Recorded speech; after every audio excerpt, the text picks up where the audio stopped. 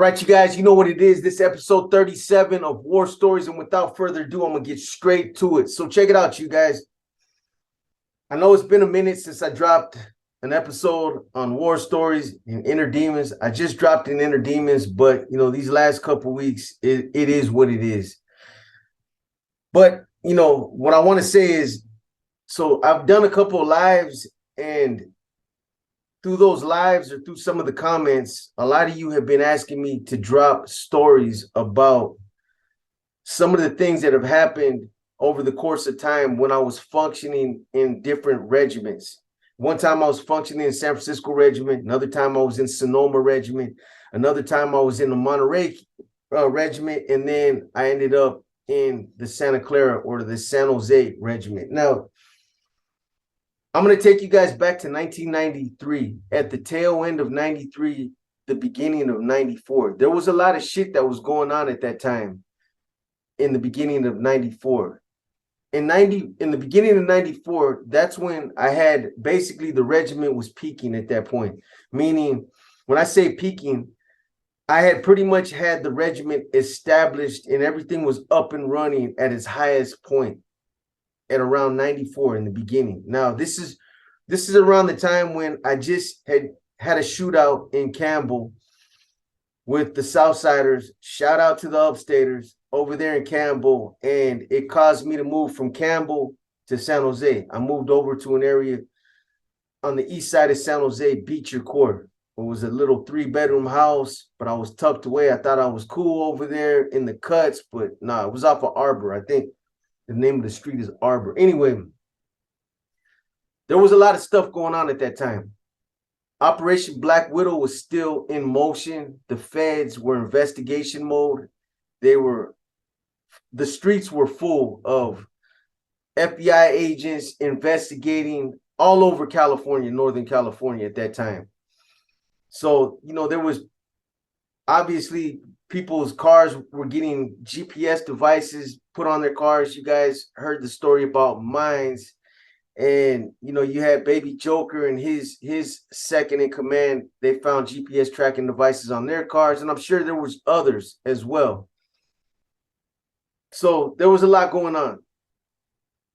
I had a legitimate business up and running, the limousine business, where, it was a front. That's basically what it was.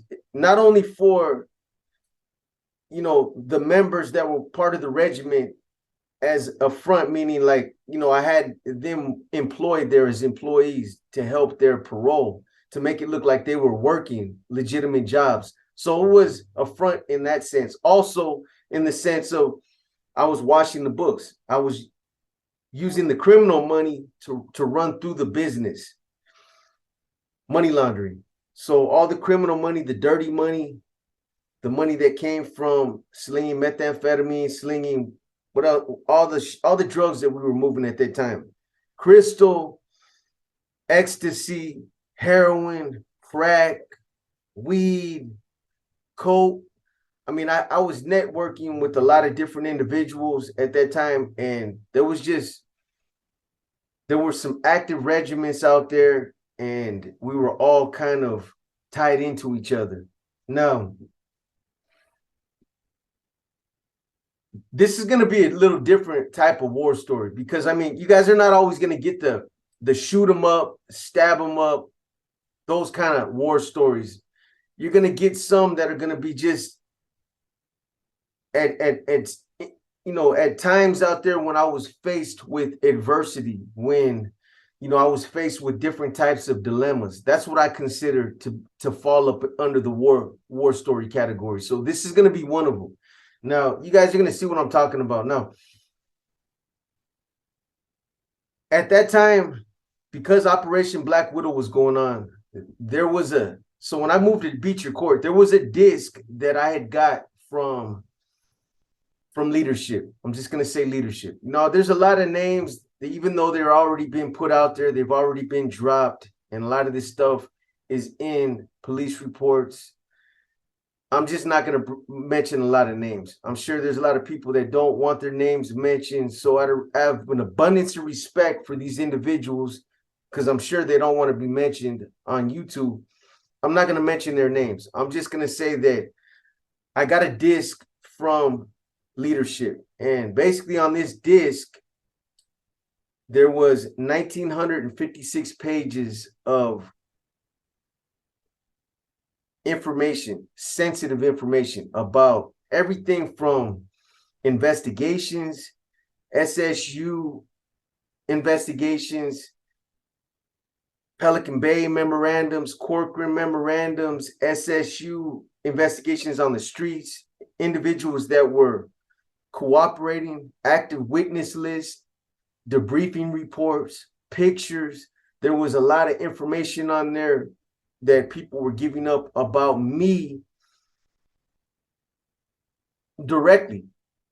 That's one of the reasons why the disc was given to me. I was told, take this disc, sit down, and go through it. There's 1,956 pages. Go through it. There's a lot of sensitive information. This is to give you a heads up and to basically, if you need to do any damage control as a result, this is your heads up right here. So that's what I was doing. Matter of fact, that's what I was doing when I got raided.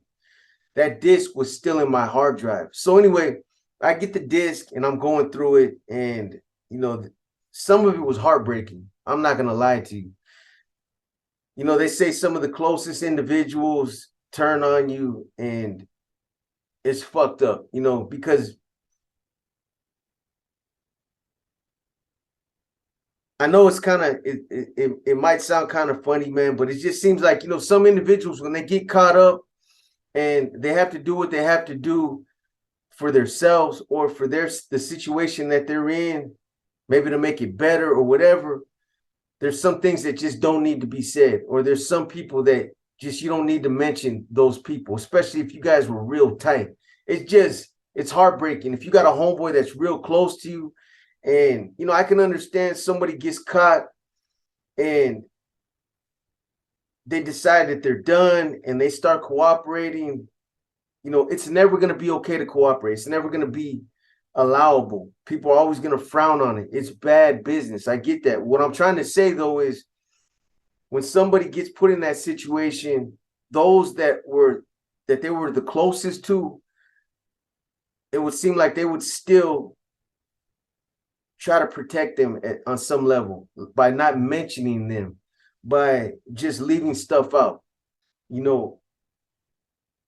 But there was some stuff on there that I seen that just broke my heart. To some individuals I was real close with, and they gave up a lot of information. Anyway, so I'm going through this disc, and I'm reading everything, and I'm making notes. And there was a couple of individuals that were part of my regiment that they were included in that disc. I'll mention Sykes was one of them. Sykes from Goshen, from Tulare County. There was some information in there about him. So, that little section or the pages that pertain to him, I printed them out, called them to my pad, let them sit down and read them. Anyways, so that was one thing that was going on. There was a lot of informants that were on that list, active informants. This disc that I had should never have been disseminated. It was court sealed, federally court sealed documents that were part of Operation Black Widow. This stuff was supposed to be under lock and key. Only certain people had access to it, meaning like clerks, district attorneys, ADAs, judges, things like that. So, obviously somebody had somebody in pocket, and that's how we got the disc. So anyways, that was one thing that was going on at that time. I was looking at this information, deciphering a lot of it, doing any damage control that I needed to do, and giving heads up to other individuals like I was told to do. Homeboy from Watsonville, some homeboys from Salinas that needed to be brought up to speed with certain things that were disseminated on that disc. Anyways, so, one of the things that was going on at that time during Operation Black Widow, part of the case was there was an alleged plot on two district attorneys, Kitty and Charles Castanedas. And, you know, again, I know all this stuff is out there. It's all put out there. It's people have been convicted on it. People are doing time on it. The individual that was really pushing to have these district attorneys hit didn't know it at the time, obviously, but you know, he was trying to push it and trying to get clearance through Lizard, which at that time was the Fed's cooperator. He was the one that was basically setting everybody up. So Lizard pumped the brakes. He was like, you know what, we're not killing no fucking district attorneys. And you know, this other individual was like, come on, bro, you know, it's like I can pull up in the parking lot and I could be in and out of the parking lot in less than fucking 30 seconds. He was like, they park in the same stall. They have the same routine every morning. I've been watching them for the last month. I can do this and I can do it by myself and I can get it done. And again, homeboy was like, we're not killing no fucking district attorneys. It's off the table. We're not going to talk about it. End the conversation, bro. We're not going to have that conversation. So he pumped the brakes. He shut it down. Now,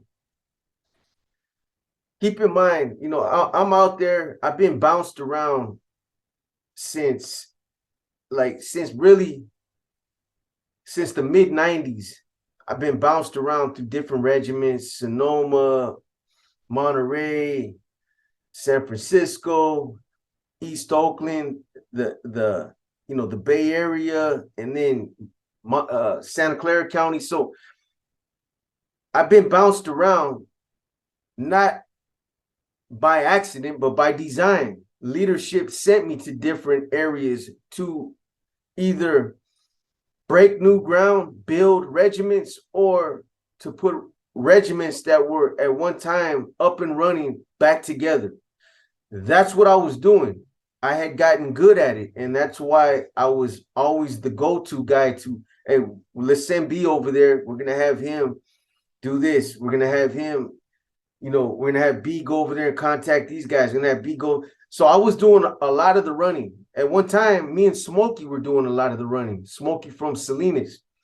But I was personally being sent to these different counties for the purpose of getting these regiments on track. Now, I'm telling you guys this because it made no sense. So I get sent out to Santa Clara County. I get sent out there. Obviously, I knew a lot of homeboys from doing time. I met a lot of homeboys from San Jose, from that whole area out there, just from doing time. Pelican Bay and San Quentin, Corcoran. So, you know, I had those kind of contacts as far as just knowing people.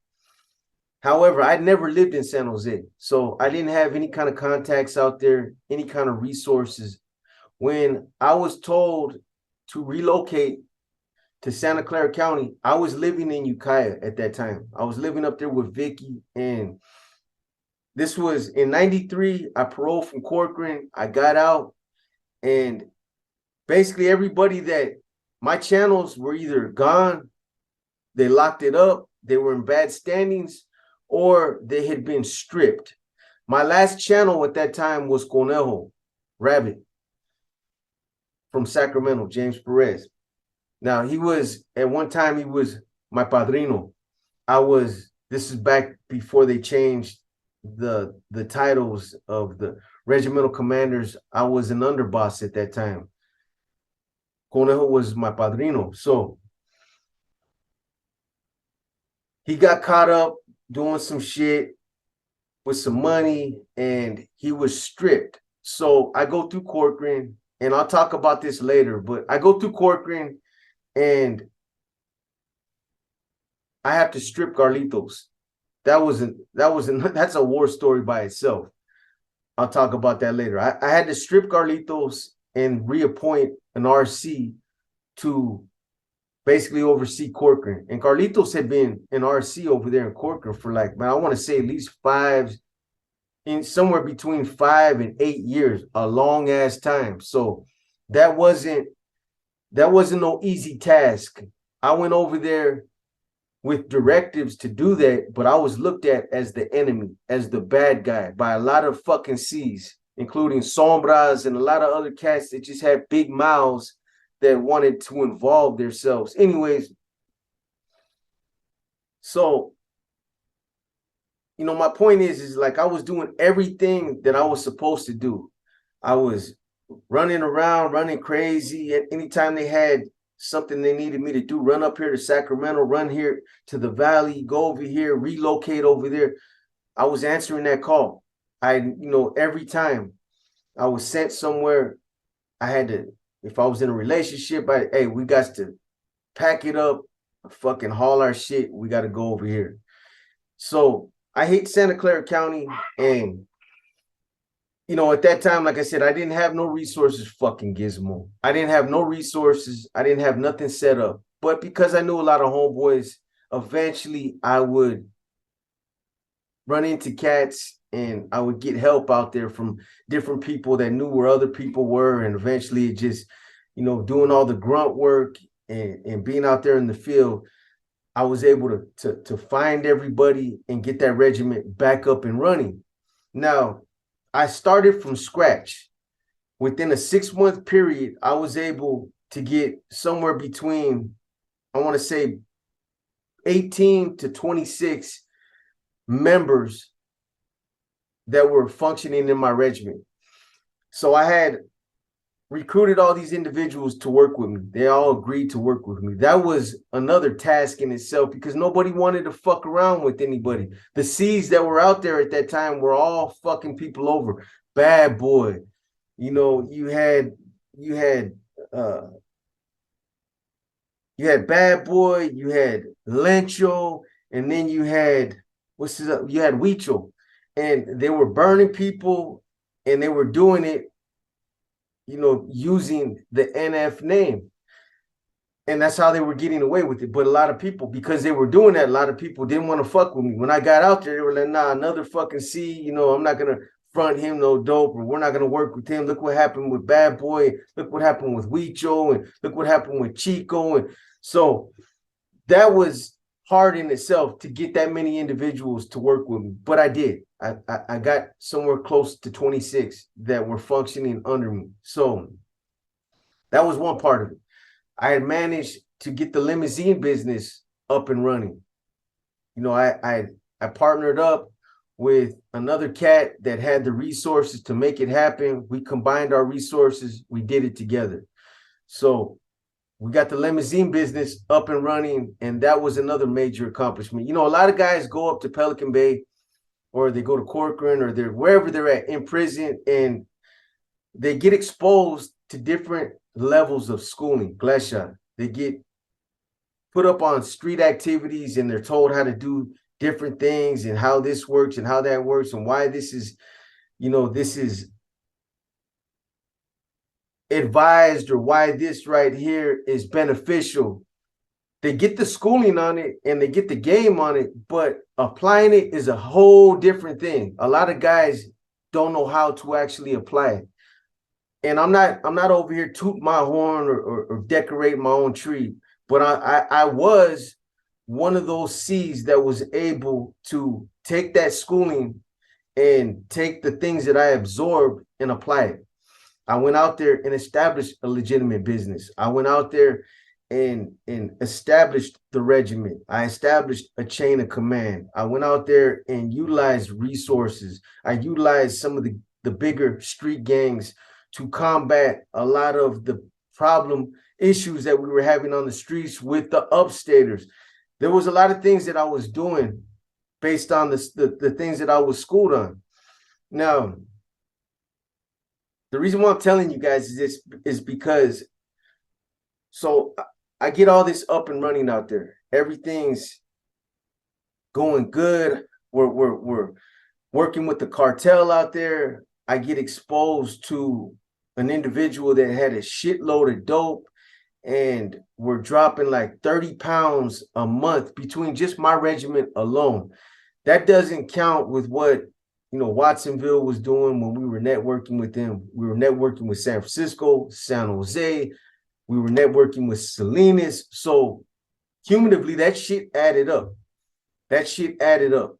Now, I told you guys that when I was working with the connection that I had out there, at one point I was gonna rob this motherfucker. That was my meal ticket. I was like, man, I had 100 pounds of his dope at one time that he decided to keep in my safe house. He trusted me that much, and I was like, fuck. The only thing that held me back from getting them is a little paisa that he kept in that apartment, and he weighed 100 pounds soaking wet.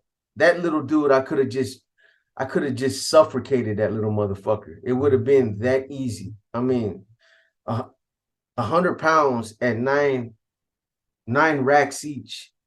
That shit adds up. Do the math yourself. So I was like, I wanted to get the motherfucker, but the only real reason why I couldn't is because I let leadership know about how much dope this dude had, and they seen the potential. They seen how much money was coming back through this dude. So they were like, they started to treat him as their own connection. Okay, don't ever come short to this dude. Keep him in good standings. You guys take care of him. Watch out for him. So it's like they took him from me. Leadership took him. They were like, this is our connection. And, that's why I was networking, because they wanted network with Watsonville, get such and such involved. Network with Salinas, get them involved. See if they can supply them.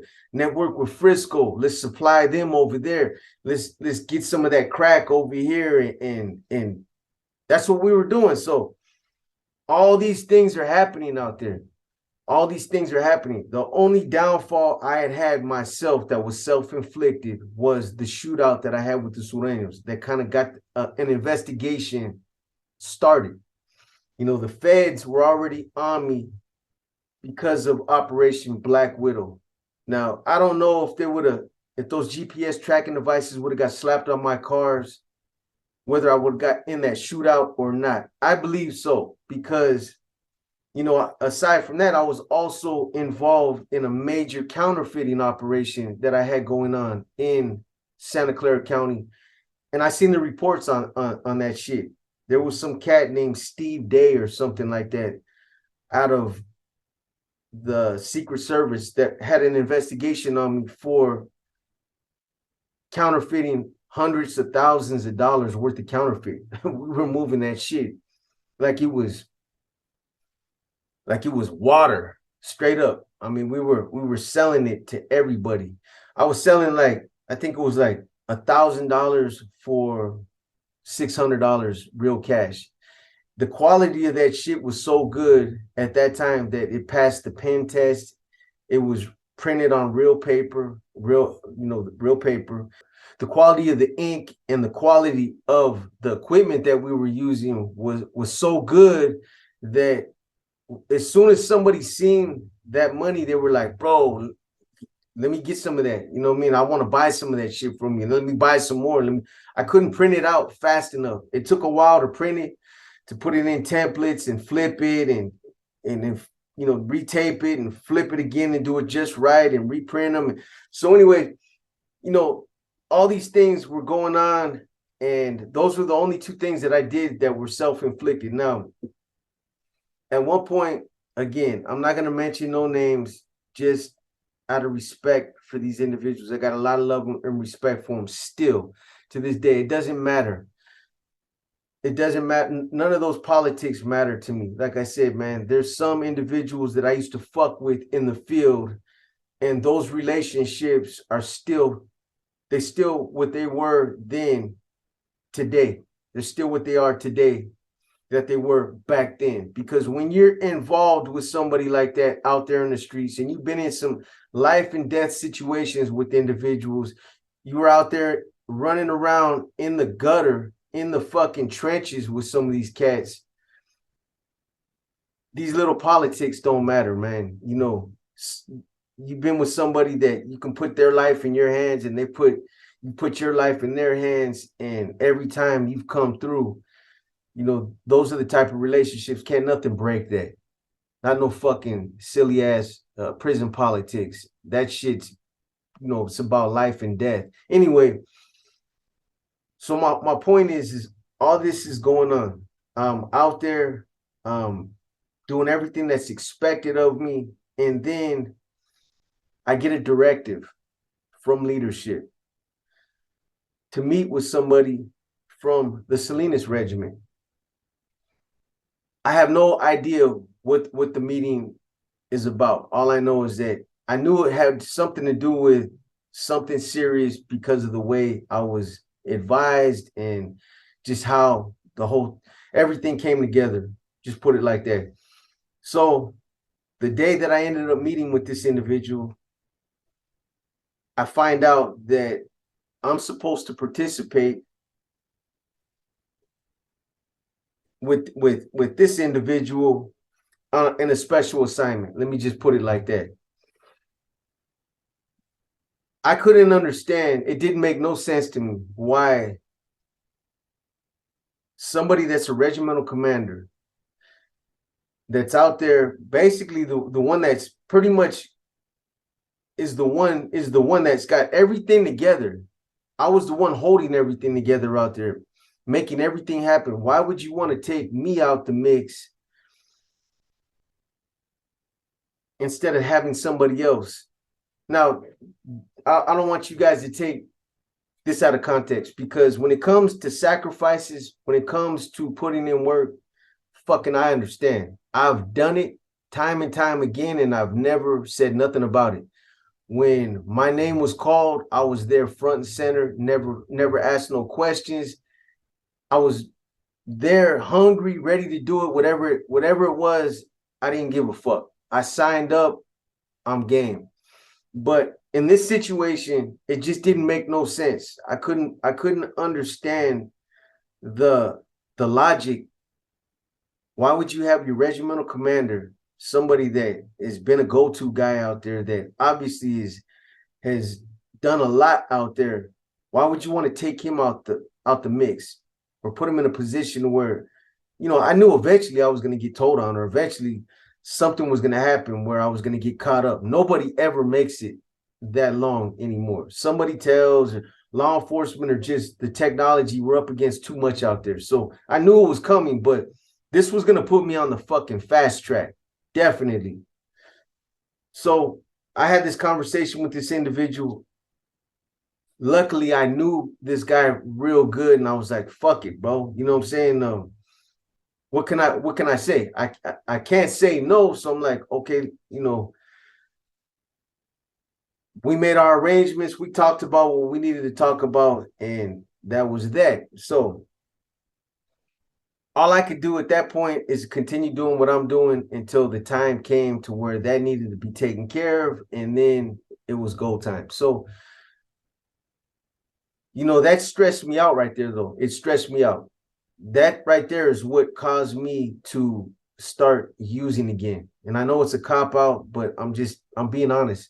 At that point, I was out there clean, doing my thing, but I get these tracking devices on my car. I'm like, fuck, it's over. This is the beginning of the end. I get into that shootout. I knew that these guys were on my ass, and a lot of other funny shit started happening, man. So I knew that the walls were starting to close in on me. I could see it coming a mile away. So anyway, I start drowning that shit out. Now I'm using that to kind of like just fucking just get me through it, because I knew it was coming. So anyway, that wasn't it got better than that, though. So that was supposed to happen at some point, but then I get another visit, and this time the situation comes up with the two prosecutors. That whole situation gets passed over to me.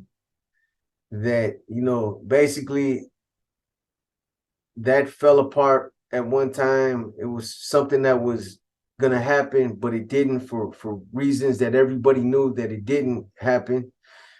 Everybody knew why it didn't happen. However, it was being pursued again, and I was given the luxury of having that opportunity given to me.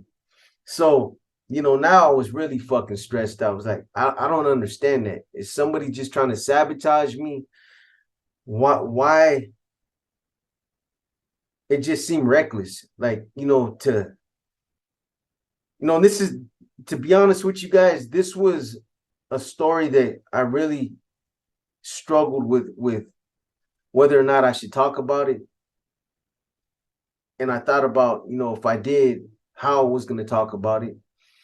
And I was just going to keep things in general terms and keep it as generic as I could. And I am. But, I'm talking about this too, so that some of you can also see the treachery in some of this. Those of you that might still find some glory in that lifestyle, that those of you that might still be glorifying that. So, you're out there, you're doing everything that is asked of you, and you're shining, and you're being embraced as like the man. You're the guy, you know what I mean? You're getting good games and patted on the back because you're bringing in the money, and you're elevating, you're getting bumped up in status and all this. And then out of nowhere, I get handed an assignment like that, which I just couldn't understand it. It was almost like, are you sure you guys ain't got your wires crossed? Or like, if maybe they're making a mistake by sending me this directive. I hope you guys understand what I'm saying. I mean, it's not fucking rocket science, but I just don't want to get too deep into it. But it just didn't make sense to me. So here I was given, an assignment that would have definitely, I honestly, I can honestly say that during my entire career within the organization, that this was probably the first time that I felt a level of resentment. I felt resentment because, I understand what I signed up for, but I also, sometimes, some things just don't make sense. And sometimes people get reckless, and sometimes things are just not well thought out. Sometimes things are done for people's own personal gains. Like what good is going to come of that? I'll say this. I've been out there on the streets long enough to know that when you start targeting certain individuals or certain, people like law enforcement or district attorneys or, people that are part of law enforcement, that's reckless. That right there, when you start doing that, it's game over, man, for everybody. I knew that, okay, let's just say I go ahead and I go through with this. I do it. It's like smacking a fucking beehive. The streets are gonna get lit up. There's gonna be heat every fucking where. They're gonna be on a mission to get some get back, and they're gonna be looking for blood, straight up. So, my way of thinking at that time, because I had talked to a couple other C's that had been around for a while back then, and I was like, bro, it's like, I'm starting to think that some of these guys that have been gone since like the 70s, they don't get it, man. I think they have a vision in their mind of what they think the streets are like, because that's how the streets were when they were out there. But they don't understand it's not like that no more. Time don't just stop. Things have progressed since the 70s. Law enforcement technology now is, right now, it's so advanced that it's scary. Straight up. I mean, the things that they have as far as surveillance and as far as like listening devices and as far as tracking and shit like that, it's scary, man. It's almost like it's not fair.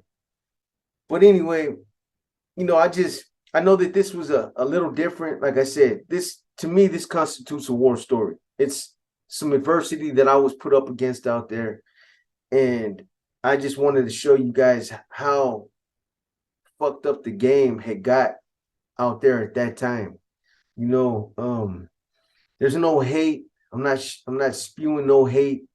I'm not spewing no poison or nothing like that. But I mean, if I was to pull up a chair and sit at the table and have a conversation and be like, what sense does this make for real? Like, is this really worth what we're trying to achieve? I mean, I can, money, I understand money is everything right now. That's everybody's number one agenda. And just keep in mind that this right there is it's gonna wipe all that out. You're not gonna be able to make that money. If you guys are really concerned about, generating money and continuing to generate it, this is the type of shit right here it's gonna shut all that down. Anyways, around that time between like 99 up until 2008, 2009, there was a lot of shit going on. You had these indictments, rolling indictments all over Northern California. I mean, one after the other. Valley Star, Operation Black Widow. Like there's just one after the other that just went back to back to back to back. And that shit, it just completely, as far as the manpower went, it crushed us out there. It crippled us. You know what I mean? And we've never been able, the NF has never been able to recover since those investigations took place. Even right now, they're still in recuperation mode. They're still trying to recuperate because of what, those indictments somehow, some way, whether it was removing leadership or whether it was because individuals were falling out or people were cooperating, or you had, a lot of the players that were out there making shit happen, they all got snatched up. Whatever it was, somehow, some way, it had an adverse effect, and it was a domino effect. But anyways, again, I know this one was it was a little different. I just wanted to kind of throw that out there a little bit. It was something I was thinking about, at the time, man. It didn't make no sense to me. And this was all part of my dilemma that I was going through back in 2004, when right before I ended up getting cracked not too long after that. It's a good thing I did, because if I'd have been out there probably another 6 months, it would have been a whole different kind of game, and it would have been a lot worse, no doubt, because I would either had to participate or I wouldn't have participated, and I would have participated. Anyways, just something else to give you guys to think about, just to show you guys again some of the things that were going on back then. But the game got real out there, and we all understand what sacrifices are. We all understand, the importance of embracing those sacrifices when we're called upon. And again, like I said, I've never questioned a directive when I've been told to do something. But sometimes there's things like that that just don't make sense. And even then, even though it didn't make sense, I was still going to do it. But maybe it was a blessing that I got arrested when I did. Maybe it was, because like I said, if I would have been allowed to stay out there another 6 months, chances are I would have been looking at a whole lot of different kind of charges. Anyways, this your boy B. This episode 37 of War Stories. I just wanted to drop something, any kind of content, some kind of content, something to give you guys, just so that there's some activity on this channel. There hasn't been nothing for a couple days. I don't know if it was the season, if it was the holiday season that threw me off. I don't know if somebody threw something in my eggnog. I don't know what the fuck is going on. But it seemed like for 2 weeks, somebody zapped my energy. I've been in the gym working out. I've been doing other things. I needed that little hiatus just to get away for a minute. I got my time in. So Now I'm gonna go hard again. Remember when I got sick and then I came back and I just started getting you guys content after content after content. That's what we're gonna be doing come this New Year's. Again, we're gonna hit you guys with a live on New Year's Eve. Think about those resolutions. Think about them. Let's set some positive resolutions for 2023. And again, let's do it together. Let's keep each other motivated. Things that will benefit us, that will benefit our family. If it's even just being a better person, being a better son, being a better father, being a better husband, whatever it is, better wife. Let's make these resolutions together. And as far as drinking and all that other stuff on New Year's, we'll see. Some of you're trying to sabotage me, trying to get me to drink 5 bottles, trying to kill me with alcohol poisoning and shit. I don't know, man. We'll see what's up. But anyways, man, this episode 37, it's your boy B, and I'm out.